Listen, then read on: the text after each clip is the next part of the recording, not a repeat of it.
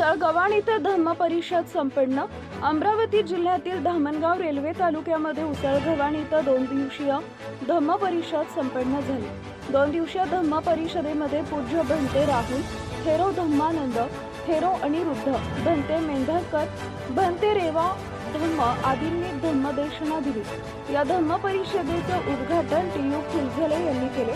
यावेळी या धम्म परिषदेला प्रमुख मार्गदर्शक म्हणून भगवानजी ढोक, संजय गडेकर, तेलुगू बौद्ध महासंघाचे अनेक धम्मचारी यावेळी उपस्थित होते.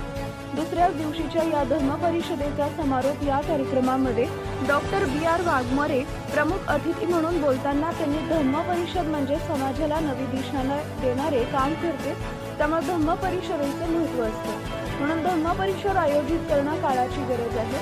सोबतच त्यांनी धम्म संगीत विषयाचं मार्गदर्शन यावेळी व्यक्त केले. यावेळी या परिषदेचे अध्यक्ष धर्मपाल माने होते, तर प्रमुख अतिथी म्हणून वाघमारे, नितीन काले, भगवानजी लोक, सुनील रामटेके, सुधीर मेश्राम आदी मान्यवर यावेळी उपस्थित होते. अनेक धार्मिक क्षेत्रामध्ये काम करणाऱ्या काही समाज बांधवांचा यावेळी सत्कार समारंभ, एक क्षण गौरवाचा हा सुद्धा कार्यक्रम आयोजित करण्यात आला होता. कार्यक्रमाच्या समारोपीय आणि शेवट 3 गीतांचा बहारदार कार्यक्रम कवी गायक मनोज राजा गोसावी यांच्या कार्यक्रमानं या धम्म परिषदेची सांगता झाली असल्याचं या परिषदेचे मुख्य आयोजक रवी श्रीरामे यांनी यावेळी सांगितले.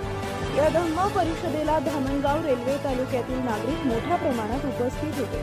अतुल टाले, जिल्हा प्रतिनिधी, अमरावती.